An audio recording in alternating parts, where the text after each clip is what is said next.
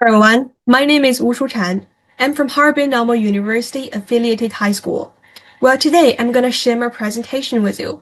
Its topic is Demands on Artists and the Rapid Development of Artificial Intelligence Generated Art.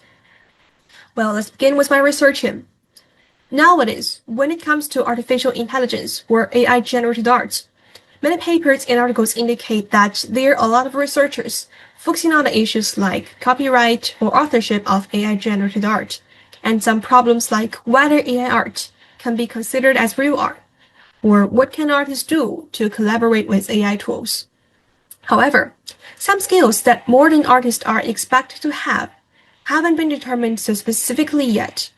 Or in other words, what can traditional artists do to prevent their works from being replaced by AI's works? Well, based on these questions, this paper is to analyze AI-generated art's impacts on artists and provide proposals for artists to respond to the current trend. As for the innovative contributions of this research, just as I mentioned, this paper focused on some significant issues that received relatively little attention in this field. Now let me introduce the three main parts of this paper. They are demands on more subtle emotional expression, cross-disciplinary knowledge, and reformations of the current art education. Now let's start with part 1, emotional expression. For such a long time, it is widely believed that traditional art will never be replaced because it carries humans' real emotions that AI can never understand and have. However, AI is really good at mimicking. So even though it cannot recognize what emotion it really is, it can analyze how people will express under some particular circumstances, and then reproduce the specific expressions in the work. Well, here's a simple experiment to prove this. I give ChatGPT a prompt inspired by Humanities, as you can see, and after rounds of polishing, the final work it presented was almost exactly the same one as I imagined in my mind. So here's a question. If AI can replicate expressions so accurately, how can audience tell which one is made by a machine and which one is made by a human? So, to conquer this situation, artists today have to express something more complex and implicit. For instance, sometimes we are really sad, but maybe the final expression on our face is just a calm smile. So artists need to explore these nuanced feelings in a more unexpected or abstract way, just like Yui Kusama does. However, here comes another question. AI can also imitate artistic styles based on large datasets, and it might even use some unexpected symbols to create something that feels original. So, there exists a dynamic relationship between artist innovation and AI's imitation. And what is the most unfortunately, there is no suitable method to resolve this issue. So this poses a challenge for artists, potentially subjecting them to greater pressure, while also risking that they may pursue innovation for innovation's sake, thereby straying from the essence of creation. And it is still a threat to the original painting style. Well, let's come to part 2. It's about interdisciplinary knowledge. Unlike part 1, part 2 focuses on how to bring traditional art to our life in new ways, so that it will be more attractive to today's audience. Well, let's look at an example. It's one of Graphic Anadol's artworks. And as you can see, this artwork combines technology and art to present the traditional art theme in a dynamic and visually striking way. Well, actually, its original version is really imposing because it's a dynamic one. But I'm sorry, for some reason I could not get that version here.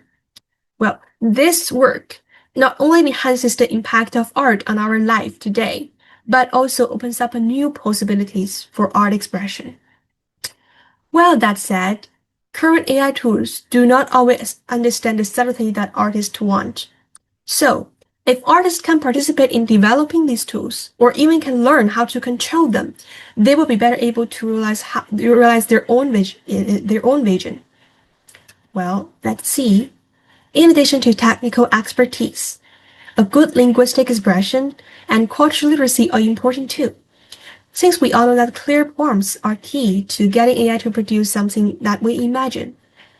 Well, in a summary, I believe today's artists have to be equipped with these skills, including but not limited to technical expertise, linguistic expression, and cultural literacy, since they need to keep up with the times. And as technology evolves, so will the way we experience and make art. And actually, it provides a lot of opportunities and possibilities for us that are previously unknown. Well, let's come to part 3. It's about reformations of art education. In this paper, part 3 focuses on 2 sections.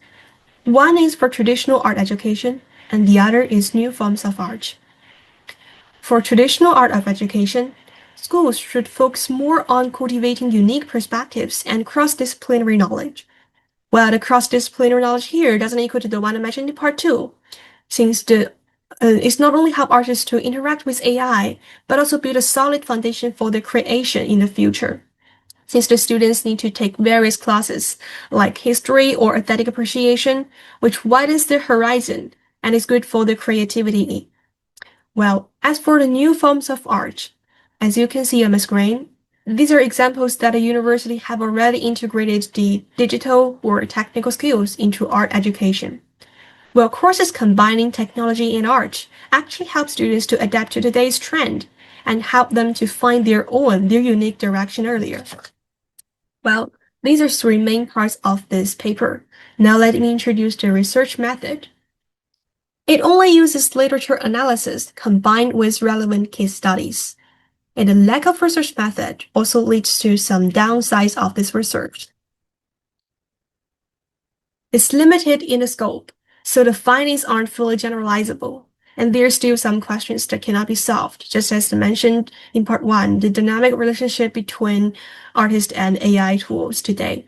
And I hope future studies can include more references and larger experiment or data to explore these questions further and solve these challenges successfully. Well, that's all my presentation. Thank you for listening.